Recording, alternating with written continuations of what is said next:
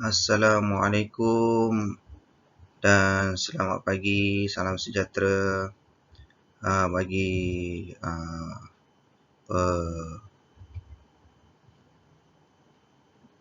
pencari maklumat berkaitan dengan pengenalan kepada komunikasi.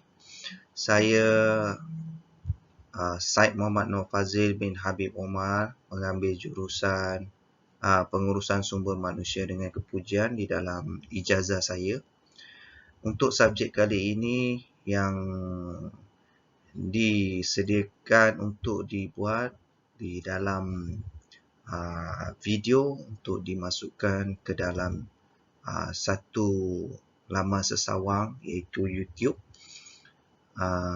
dengan melalui rakaman yang akan dibuat bagi memastikan semua aktiviti berkaitan pengenalan kepada komunikasi melalui subjek yang disediakan daripada Open University Malaysia iaitu subjek ABCC 1103 Introduction to Communication, pengenalan kepada komunikasi.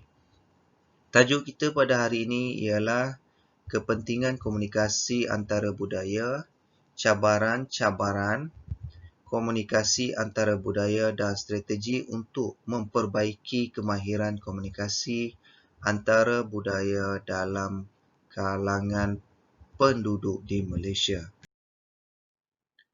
Untuk pengenalan kita, komunikasi juga melibatkan proses menghantar dan menerima mesej yang disampaikan menggunakan deria seperti penglihatan, pendengaran dan pertuturan.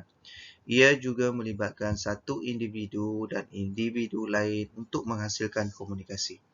Lazimnya, komunikasi berbentuk perkataan atau isyarat bagi proses komunikasi itu berlaku menurut Saiful and MSI 2009. Komunikasi adalah pembentukan pemahaman. Proses komunikasi yang menjadi pusat perhatian utama untuk pembentukan makna. Gamble dan Gamble 2002 menyatakan komunikasi antara budaya sebagai proses menginspirasi dan berkongsi makna dengan seseorang yang mempunyai latar belakang budaya yang berbeza. Komunikasi antara budaya yang penting adalah memahami budaya yang berbeza. Di sini faktor budaya mainkan peranan yang sangat penting dalam menentukan ketepatan dan keberkesanan komunikasi. Dalam kepentingan komunikasi antara budaya, meningkatkan pengetahuan masyarakat. Dalam kehidupan bermasyarakat, komunikasi juga merupakan sesuatu asas yang penting bagi meningkatkan pengetahuan individu dan kelompok masyarakat yang tinggal dalam komuniti persekitarannya. Melalui komunikasi, manusia dapat mengetahui sesuatu kejadian atau peristiwa yang telah dan akan berlaku. Melalui komunikasi juga manusia dapat meningkatkan pengetahuan individu dan kelompok masyarakat dan persekitarannya. Selain itu, komunikasi manusia dapat mengembangkan pengetahuan dan mendalami sesuatu ilmu yang dipelajari berdasarkan pengalamannya atau berdasarkan maklumat yang diperolehi. Ini diceritakan oleh Ahmad Aturi dan Malike di 2010. Memberikan gambaran yang lebih jelas tentang sesuatu perkara. Antara kepentingan lain komunikasi dalam masyarakat adalah mendapatkan sesuatu gambaran yang lebih jelas bagaimana sesuatu perkara atau kejadian itu boleh berlaku. Melalui penyampaian maklumat secara komunikasi, ia akan mudah diterima dan juga dapat menjelaskan sesuatu perkara kepada masyarakat dengan lebih baik. Untuk menggambarkan sesuatu situasi atau masalah tersebut oleh masyarakat, aspek penerangan sesuatu perkara melalui komunikasi dapat menggambarkan situasi dengan lebih jelas dan mudah untuk difahami oleh pihak yang mendengar. Contohnya, jika pelajar yang perlu membentang sesuatu perkara perlulah lebih jelas dan mudah difahami, juga memastikan apa yang disampaikan diterima baik. Ini menunjukkan aspek komunikasi yang baik mampu menggambarkan sesuatu yang lebih jelas. Menjelaskan maklumat secara terperinci kepada masyarakat. Komunikasi di dalam sesuatu komuniti atau masyarakat juga amat penting bagi menjelaskan sesuatu perkara yang perlu disampaikan kepada seseorang dengan cara yang baik dan maksud yang jelas. Ia juga boleh memberikan sesuatu impak positif di antara pihak yang terlibat. Komunikasi ialah sesuatu kenyataan yang mengandungi konsep yang memberi secara terperinci atau sebahagian daripada sesuatu maklumat keterangan, penjelasan dan mempunyai persamaan di antaranya yang membolehkan seorang memahami, menjelas, menilai fenomena serta ramalan. Siragan and Shield 1998.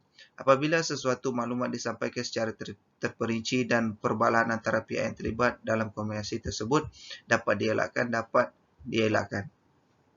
Muhammad Jeffrey Izwan.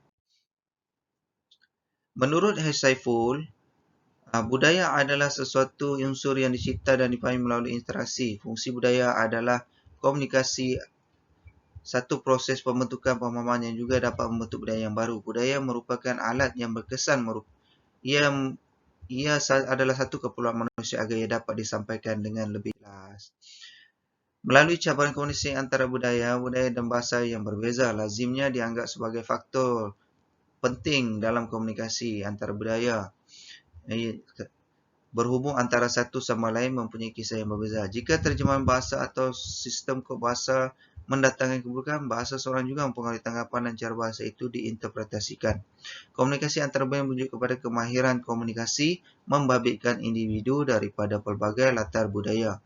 Bagaimanapun, kemahiran sedemikian bukannya mudah kerana wujud halangan yang membataskan komunikasi, perbezaan linguistik dan norma dalam sesuatu budaya. Ini juga akan menghalang komunikasi dengan baik. Menurut Saiful dan MSI 2009, persepsi adalah pengalaman tentang objek, peristiwa atau hubungan-hubungan yang diperoleh dengan menyimpulkan informasi dan mentafsir mesej pesan. Teori geser yang berpandangan bahawa persepsi adalah berkaitan aspek kepribadian yang mana individu menyusun persepsi mereka berdasarkan pengalaman. Persepsi terhadap komunikasi yang diterima juga menjadi salah satu cabaran dalam komunikasi yang berkesan. Seandainya individu mempunyai tanggapan yang positif terhadap komunikasi yang berlangsung, dengan hasilnya juga akan positif. Jika sebaliknya, hasilnya juga berbeza.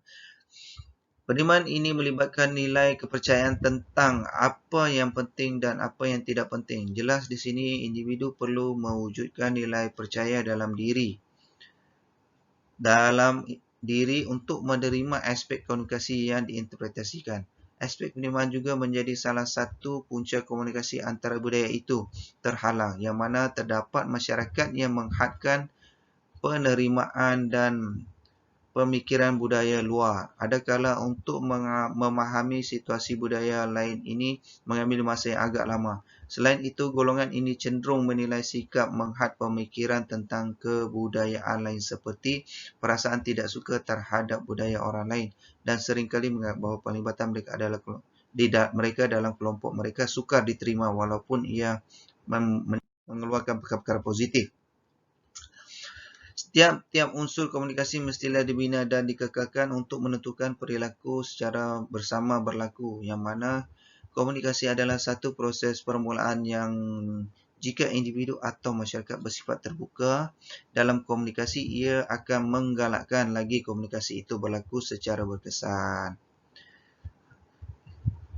Aspek bersifat terbuka ini juga melibatkan aspek pemikiran, penerimaan, perhubungan budaya, perhatian dan reaksi secara positif semasa proses komunikasi itu berlangsung. Pada pandangan saya, sikap dan sifat individu juga perlu memainkan peranan yang penting kerana melalui sikap tersebut ia akan menzahirkan keterbukaan dalam memberi dan menerima sesuatu maklumat.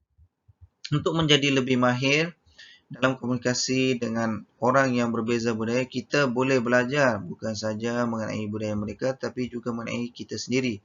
Budaya juga adalah salah satu sistem pengetahuan kepercayaan, nilai adat istiadat, tingkah laku yang dikongsi dan digunakan dalam kehidupan seharian. Ini diterangkan oleh Terry dan Michael 2008. Pengenalan manusia juga adalah salah satu aspek pembelajaran secara tidak langsung. Secara tidak langsung, ia akan menambah pengetahuan dalam berkomunikasi dengan baik.